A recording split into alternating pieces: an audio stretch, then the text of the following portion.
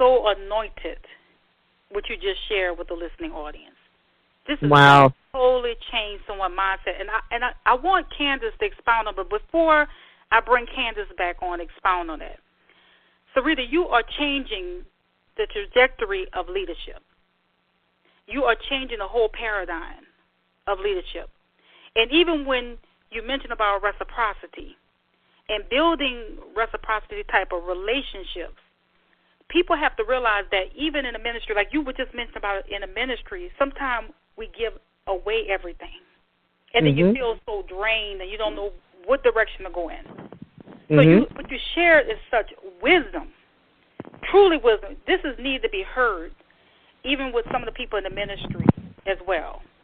And so when we talk about reciprocity, we have to, when you're talking about that and that type of relationship, and what you shared is truly honesty. I appreciate your honesty, because honesty is the bedrock of a good relationship. But for both parties to benefit from the relationship, it has to be a give and a take. You have to build a sense of trust, and that you have to be genuine when you're dealing with reciprocity type approaching of relationships. You have to have a sense of respect, and you have to foster a two-way communication with people. You have to have good communication skills as well. And so this is the way for parties to benefit all around the whole spectrum, to understand each other's views and perspectives as well. Can you talk a little bit about reciprocity, and even with the law of reciprocity as well, because it's very much needed. People need to hear about this in the business community as well as in the ministry. Absolutely.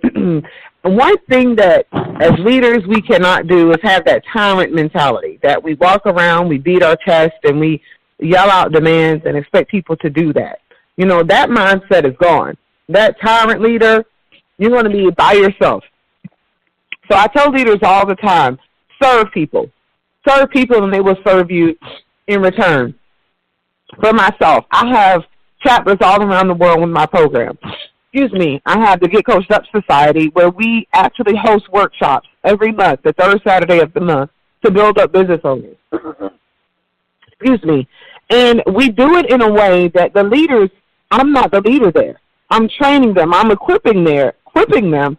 But you wouldn't know there's a difference between myself and them. And the reason that happens is because I respect their gifts. I understand their gifts. I understand that they're not me. I don't ever want them to try to sound like me, try to stand like me, try to talk like me, try to interact like me. I want you to tap into your genius. I want you to own the sound of your coaching voice. And I serve my leaders in a way that they can't help but say, man, coach, you just helped me show how strong I am, or I'm so smart, and people just didn't tell me that. And you'll be surprised. You know those old sayings that you could get catch more bees with honey than you can with vinegar? It's the truth, because the law of reciprocity is just like the law of harvest farm. When you plant something and you get it back, that's because you had the seed had time to germinate, to come up, produce a crop, and then we can have a harvest. But oftentimes we want the harvest without the seed. We want the harvest and not even understanding what the word harvest means. That means some work. That means you have to go pull up the soil, pull up the things out of the soil. You have to do the work. And reciprocity is that. Now, when I pour into you, Tammy, I get something in return. Now, when I pour into Candace, I get something in return. And reciprocity is the root of all successful and fruitful relationships, because it's not selfish. It's not rooted and grounded in selfish thought. I'm there to listen more than talk. I'm there to allow you to have a platform more than shine the light on me. And arrogance is the nemesis of many people's success, especially as coaches. We forget that we were never all where we are today. And oftentimes we become so disconnected with the people that need our gifting that it enables us to get to the next level. It breaks our success. It stunts our growth. So as leaders that are listening today, make sure you're serving your people. Don't forget that the people that you want to become your customers, they see you as a leader. They see you as a solution.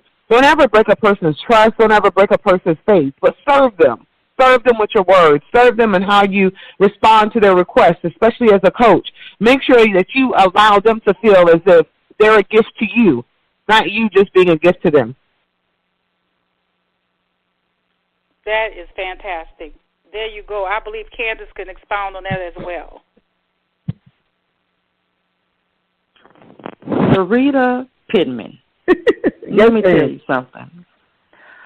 I am so glad that there's a mute button, because I would have been screaming into this phone, on the line in this call, just because there's a couple of things so powerful that you shared. And Tammy knows. She can feel me. I'm trying to calm down. You know, you don't treat your children all the same. You don't. We say that. Oh, you love your children the same, but you don't treat them all the same. Because if you do, you're going to do a disservice to one of those children. Because every child, even if it comes from the same womb, it has a uniqueness. That child has a different fingerprint. Amen. It's a difference. And so what you shared with the leaders, real leadership, is not management. Okay? Management and leadership are two separate different things. You know, you manage processes, but you lead people. What I love that you shared is so kingdom-minded, right? It's kingdom-minded, which you talked about. I hope everybody was listening about the harvest time. Harvest time is the work. One of the things I love that you and Tammy are talking about is that we all have these pipe dreams, but nobody wants to see the vision. You can dream all day, but there's still something tangible we have to do to see the vision come into fruition, and that is the work. And again, faith without works, I like to say, is DEAD. It's dead. So all of the prophesying, that you can do to yourself, until you pick up your bed and walk, until we move into these places that are predestined for us, we have to be, and Tammy and I talked about this, we have to be mobile. So there has to be an eradication of fear, which Tammy and I talk about, which immobilizes us. But it definitely has to be this truth serum. We have to first sip it yourself, be who you are supposed to be. And this is something that Holy Spirit shared with me in my own personal walk, because I was one giving away everything. Thank you. I was like, she's telling my life story. He said this, Sarita. He said, you have to be what you need. Absolutely. And thank you for sharing that true, authentic, real. If we're not willing to call a duck, or we're not willing to say that this is our issue, we'll never be healed from it, from whatever's impacting us, and we'll never grow if we think that we've already arrived. So thank you for that. I'm going to hand it back over to Tammy, but thank you, Sarita Pittman. You all, we're going to get to the place in the program, but if you don't follow this woman, something is wrong with you. So, Tammy, please take the mic, please. Yes, and, we have to lead with objectives in mind. And even when you're thinking about, we talked about reciprocity, and I'm still thinking about that. Sometimes it takes a while and a time frame to develop those relationships with people, but in the long run, it will pay many dividends. And so we have to demonstrate through our genuine and dealing with genuine and offering the best to the other party that's been placed in our lives. And so it's about cultivating those type of relationships that are put into our lives. And we have to always foster good communication with those relationships so miscommunication won't happen. And so Absolutely. What you share with us is truly, truly profound, again, I must say. And, Sarita, you are the leading voice to high achievers, thought leaders, and visionaries. You have received many accolades and awards such as Humanitarian of the Year, Community Servant Award, and you were seen on Essence, Enterprise, Aveda, Speakers Magazine, and Money Making Conversations, to name a few. What can you share with the listening audience on how one can reach this momentous feat? Get out of your own way, especially with the leader. I'm a coach, I'm a leader, I'm a trainer, I'm all of those things. But to be a great coach, you have to coach yourself first. To be a great leader, you have to lead yourself first. To be a great communicator, you have to learn how to talk to yourself, so you will learn how to be able to speak to other people. Oftentimes, we want to be heard, but we do not want to learn how to communicate better. We don't want to be efficient or proficient at communication. That is the art. Like in my classes and our program that we have, the coaching certification program with the Atiras International Coaching Academy, the second session that you come through is the art of fruitful communication. Are you speaking so people can hear you, or are you speaking so you can be heard, so you can be listened to? And oftentimes we want people to follow us. We want people to offer us opportunities. But what do you bring to the table?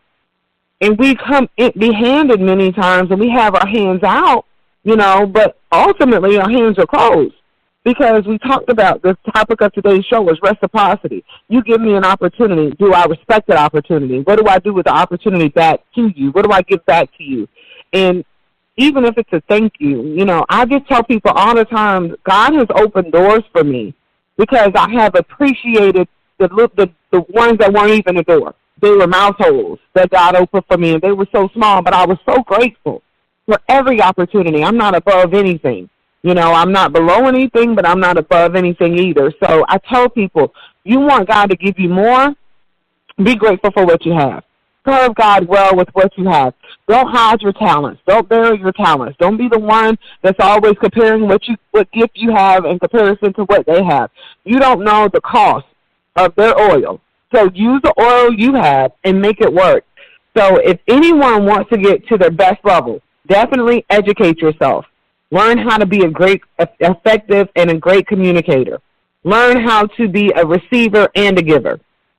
Learn how to show honor. Learn how to serve. If you want to be a leader, you must be a servant first. Learn how to build a rapport. Be trustworthy. Take advantage of every opportunity that comes your way and allow people to like you. Be likable. You don't have to go be a people pleaser, but be likable and make sure that you're authentic again. So I can't stress that enough, being an authentic, a great, effective communicator. Be humble, be grateful, and show thanks when thanks is needed. And that's every day of our lives. We need to be thankful and grateful for every opportunity God gives us. Absolutely. And Sarita, you are living by design and not by default. And it's tremendous. I love that. Mm-hmm. Because that's the kind of compelling insight into character that teaches us how true great leaders are fashioned and forged, and which is the type of blueprint that lets us be successful architects of peak performance in our lives that takes us above and beyond any ordinary definition of success. So what you share with us is truly a blessing to the listening audience, because it gives us a sense of direction. It makes us think more.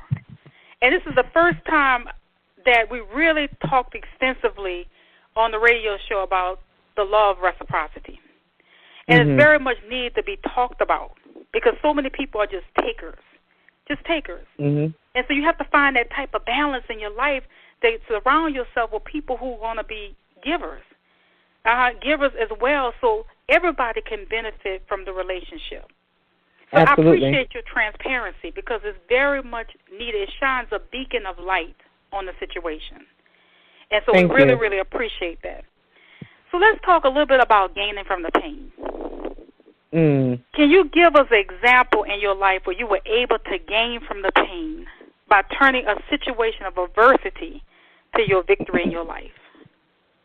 Absolutely. I remember so vividly in my transition of next leveling, I believe. I was in my mid-20s, and I was opening up a new salon. I was getting ready to go into real estate school. I just had this plan and everything, and I was not handling my business affairs the way I should have.